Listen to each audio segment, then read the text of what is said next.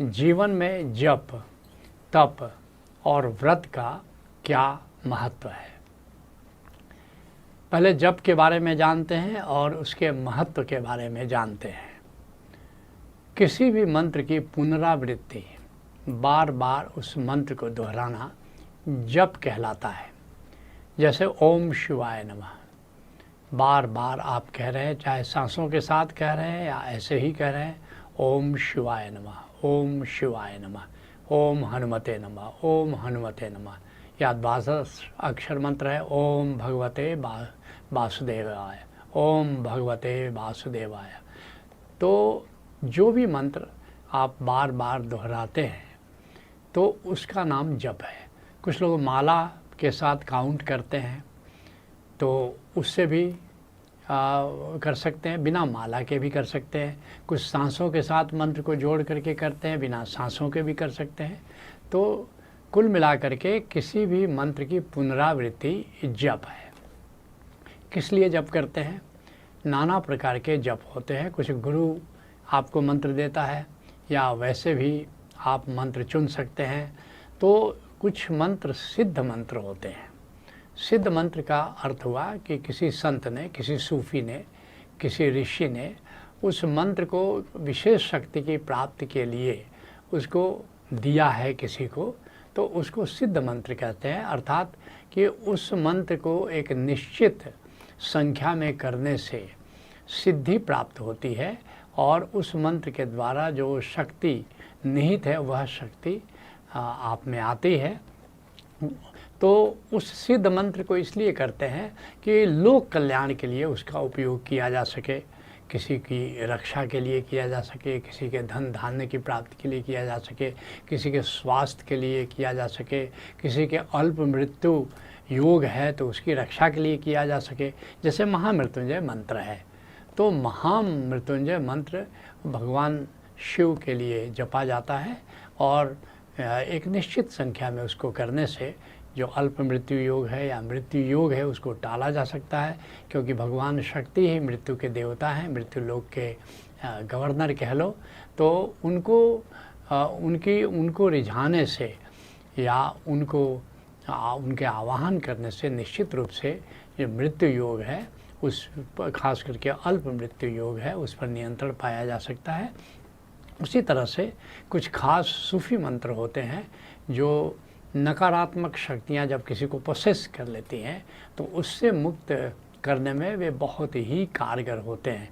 क्योंकि एक बात निश्चित है कि वास्तव में जैसे हमारा अस्तित्व है धरती पर, जीव जंतु रहते हैं, वैसे ही मृत्यु के बाद हम सब भी स्पिरिट वर्ल्ड में जाते हैं और वहाँ का एक गवर्नेंस है, वहाँ का एक प्रशासन है, वहाँ का एक तंत्र है और उसके मैनेजमेंट के लिए भी लोग हैं। जैसे मान लीजिए कि स्पिरिट वर्ल्ड है, मृत्यु के बाद जहाँ हम सब जाते हैं उसके गवर्नर भगवान शिव हैं, अधिष्ठाता, और उनके अंदर भी हज़ारों लाखों लोग काम करते हैं। ऐसे ही ब्रह्मलोक है जहाँ ब्रह्मा जी के अंदर काफ़ी लोग काम करते हैं, डिज़ाइन करते हैं, जीव जंतुओं का डिज़ाइन करते हैं। वैसे विष्णु लोक है जहाँ मुक्त लोग, जहाँ संत, जहाँ बुद्ध पुरुष जाते हैं, तो उन सब का अस्तित्व है। प्लस जितने संत हैं, सूफी हैं, तो उनके भीतर जो एक परोपकार की भावना रहती है, सहयोग करने की भावना रहती है, तो मृत्यु के बाद भी उनमें वो भावना विद्यमान रहती है और वे जाते जाते अपना खास मंत्र देते हैं कि उन मंत्रों से वो खींच के आ जाते हैं। उन मंत्रों को अगर कोई दोहराता है तो उससे वे जुड़ते हैं और फिर जिस उद्देश्य के लिए वह मंत्र है तो उस उद्देश्य में को पूरा करने में वे सहयोग देते हैं। तो इस तरह से सूफी मंत्र को मैंने व्यक्तिगत रूप से अनुभव किया है कि आत्मरक्षा के लिए अथवा किसी व्यक्ति को नकारात्मक शक्ति से मुक्त करने के लिए वो बहुत ही ज़्यादा प्रभावशाली हैं। ऐसे ही इष्ट मंत्र हैं, कई इष्ट मंत्र हैं। जैसे बताया मैंने भगवान शिव के लिए मृत्युंजय मंत्र है, उसी तरह से और भी गायत्री मंत्र हैं जो सीधे परमात्मा से जोड़ बनाता है। तो जो इष्ट मंत्र है ये मंत्र भी धन धान्य के लिए, स्वास्थ्य के लिए, सुरक्षा के लिए और शांति प्राप्त करने के लिए ये बहुत ही ज़्यादा सहायक होते हैं। दूसरा तुमने पूछा है तप के विषय में। तो आओ जानते हैं तप क्या है और तप का महत्व क्या है। जो शरीर, मन और वाणी तीनों का जो संयम है वह तप है। कोई शरीर के संयम के लिए, शरीर की शुद्धि के लिए तप कर सकता है, और कोई मन को संयमित करने के लिए तप कर सकता है, और कोई वाणी को संयमित करने के लिए भी तप कर सकता है। और गुणवत्ता की दृष्टि से तप 3 प्रकार के हैं, जिसकी चर्चा गीता में भगवान कृष्ण ने भी की है। जो पहला तप है वो है सात्विक तप। ये आत्मिक और शारीरिक अनुशासन के लिए जब किया जाता है तप, तो उसका नाम है सात्विक तप। और इसका उद्देश्य आत्म विकास है, सेल्फ डेवलपमेंट है, आत्मिक विकास है। उसके लिए सात्विक किया जाता है, सात्विक तप। और ये कोई सांसारिक सफलता के लिए ये नहीं किया जाता है, ये केवल आध्यात्मिक कारणों से किया जाता है, तो उसको कहते हैं सात्विक तप। दूसरा तप है राजसी तप। किसी विशेष उद्देश्य की प्राप्ति के लिए जब आप श्रम करते हैं, शारीरिक श्रम करते हैं, तो उसका या कर्म करते हैं, ऐसा समझ लो, उसका नाम है राजसी तप। और इसका भी उद्देश्य लोक कल्याण है, लोक कल्याण इसका उद्देश्य है, लेकिन इसमें श्रम, इसमें कर्म करना पड़ता है। और फिर जो तीसरा तप है वह है तामसी तप। तामसी तप क्या होता है? किसी उद्देश्य, विशेष उद्देश्य के लिए जो आप शारीरिक कष्ट उठाते हैं, श्रम की बात नहीं यहाँ हो रही है, यहाँ कष्ट की बात हो रही है। शारीरिक कष्ट जब आप लेते हैं तो इसको तापसी तप कहते हैं। इसका उद्देश्य प्रतिष्ठा की प्राप्ति होती है। जैसे आप खड़े रहने का, आपने जो इस तरह से कि हम खड़े रहेंगे और खड़े रह के तपस्या करेंगे।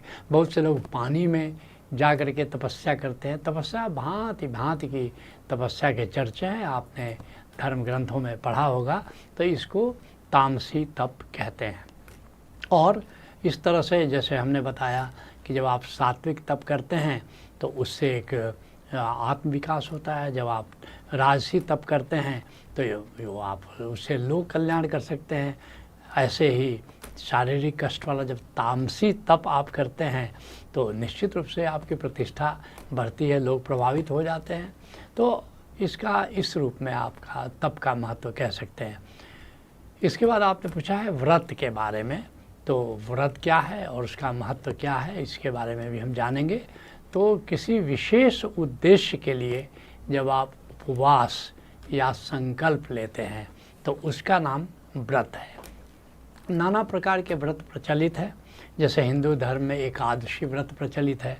अब एकादशी हर महीने में 2 बार आती है, कृष्ण पक्ष एकादशी और एक शुक्ल पक्ष एकादशी। तो 12 महीने में 24 व्रत हुआ। और कभी कभी एक अतिरिक्त मास भी आता है, तो उस अतिरिक्त मास में भी 2 व्रत हो जाते हैं। तो उस वर्ष उस समय 26 व्रत होते हैं। तो मनोकामना पूर्ति के लिए, कोई उद्देश्य प्राप्त करना है, उसके लिए संकल्प विकसित करने के लिए लोग एकादशी व्रत करते हैं। और उसी तरह से हरतालिका व्रत है, जिसको तीज व्रत भी करते हैं। महिलाएं अपने पति की सुरक्षा के लिए करती हैं। ऐसे ही जीवित पुत्रिका व्रत है, जिसको जीवतिया भी कहते हैं। माताएं पुत्रों की रक्षा के लिए ऐसा व्रत करती हैं। ऐसे ही मुसलमान भाई हैं, वो रमज़ान करते हैं, रमज़ान में उपवास करते हैं। वो आत्मशुद्धि के लिए किया जाता है। तो व्रत का अलग अलग उद्देश्य है, उसके लिए नाना प्रकार के व्रत लोग करते हैं। ऐसे ही कुछ लोग ब्रह्मचर्य व्रत के धारण कर लेते हैं कि आगे से हम ब्रह्मचर्य रहेंगे। आपने भीष्म प्रतिज्ञा के बारे में सुना होगा। भीष्म ने ब्रह्मचर्य व्रत लिया था, उसका संकल्प किया था। ऐसे ही कुछ लोग मौन व्रत धारण कर लेते हैं, कुछ अवधि के लिए अथवा आजीवन भी कुछ लोग कर लेते हैं। तो मौन व्रत भी करते हैं। उसी तरह से संन्यास व्रत, कुछ लोग कहते हैं कि आज से हम सन्यासी का जीवन बिताएंगे। तो नाना प्रकार के व्रत होते हैं।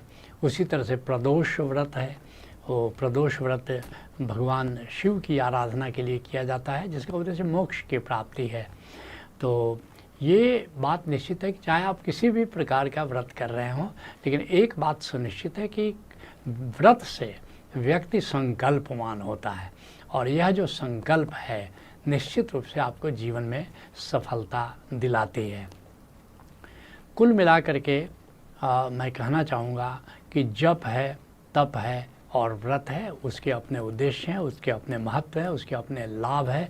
लेकिन जहाँ तक साधना की बात है, उसके लिए प्राथमिक सोपान है, एक पहला सोपान है। तो इसलिए मैं कहना चाहूँगा कि ये साधना की तरह ठीक है, साधना के एक प्राथमिक सोपान की तरह ठीक है, लेकिन साध्य की तरह नहीं है, साध्य की तरह नहीं है।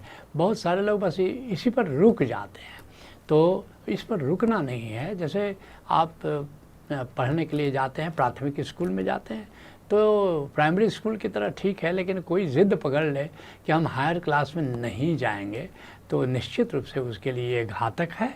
तो इस पर रुकना नहीं है। इसलिए ऋषि कहता है कि भोगो न भुगता वयमेव भुगता। नाना प्रकार के भोग हैं, कितना भोग आप करिएगा, भोग करते करते खुद ही भुक्त हो जाइएगा। तपो न तप्तम वयमेव तप्ता, या इतने प्रकार के तप हैं, कितने प्रकार के तप आप करिएगा, तप तो चुकेंगे नहीं, तप करते करते आप ही तप्त हो जाएंगे, आप ही चुक जाएंगे। कालो न यातो वयमेव याता। समय, कितना समय काट लोग कहते समय नहीं कटता, समय काटते काटते आप खुद ही कट जाते हैं। काल का कोई अंत थोड़े है, समय तो अंतहीन है। और वयमे कहते कालो न यातो वयमेव याता, अतृष्णा न जीर्णा वयमेव जीर्णा। ना तृष्णा दुष्पूर है, नाना प्रकार की तृष्णा है, तो तृष्णा तो कभी चुकेगी नहीं, हम ही जीर्ण शीर्ण हो जाते हैं। तो तपो न तप्तम वयमेव तप्ता, नाना प्रकार के तप, इसी में मत अटक जाइए। जिसके लिए शंकराचार्य कहते हैं उत्तमो ब्रह्म सद्भाव, सबसे उत्तम जाना कहाँ है, ब्रह्म सद्भाव, ब्रह्म को जानना है और ब्रह्म की याद में, ब्रह्म के सुमिरन में जीना है, ये हाईएस्ट है। और कहते हैं उत्तमो ब्रह्म सद्भाव ध्यान भावस्य मध्यमा। ये ब्रह्म का सुमिरन यूनिवर्सिटी की बात है, कॉलेज की बात होगी। ध्यान भावस्य मध्यमा, ध्यान जो है वो हाई स्कूल की बात है। कुछ लोग अब ध्यान पर ही रुक गए, भाई यूनिवर्सिटी में जाओ, सुमिरन में जाओ। और फिर कहते हैं ब्रह्म उत्तमो ब्रह्म सद्भाव ध्यान भावस्य मध्यमा, स्तुति जप अधमो भावो। अब ये जो स्तुति है या जप है या व्रत है या नेम है, ये जो है प्राइमरी स्कूल की बात है। और बहिर्पूजा धमा, और जो बाहर जो पूजा पाठ करने मंदिरों में जाते हैं, ये करते हैं, वो नर्सरी क्लास की बात है। तो हमको न तो नर्सरी पर रुकना है, न तो हमको प्राइमरी स्कूल में या मिडिल स्कूल में रुकना है, न तो ध्यान के हाई स्कूल में रुकना है, और अंतिम हमको जाना है, यूनिवर्सिटी जाना है। और वह यूनिवर्सिटी है ब्रह्म ज्ञान और ब्रह्म का सुमिरन, ब्रह्म की भक्ति। इसलिए मलुक दास कहते हैं पहला पद है देवी देवा, पहला पद है, पहला कदम है। प्राइमरी स्कूल की बात है कि या नर्सरी की बात है कि हम देवी देवताओं की पूजा करें। दूजा नेम, ये जो नियम है, व्रत है, तप है, जप है, ये जो है इससे थोड़ा हायर है। ये समझो कि आपने मिडिल स्कूल में गए या थोड़ा और हायर गए। और तीजा आचारा, आचार सदाचार का पालन, सदाचार का पालन, तपस्या का पालन कर रहे हैं, तपस्या कर रहे हैं तो ठीक है, लेकिन ये भी एक सोपान की तरह है। लेकिन कहते हैं तीजा आचारा, लेकिन तीजे पद में सब जगह उलझा, चौथा अपरंपारा, मगर यहीं पर लोग रुक जाते हैं। लेकिन चौथे अर्थात तुरीयावस्था में जाना है, जहाँ ध्यान है, समाधि है, सुमिरन है। तो इस बात को आपको स्मरण रखना है। तो प्रथम प्रश्न पर चर्चा को यहीं विराम देते हैं।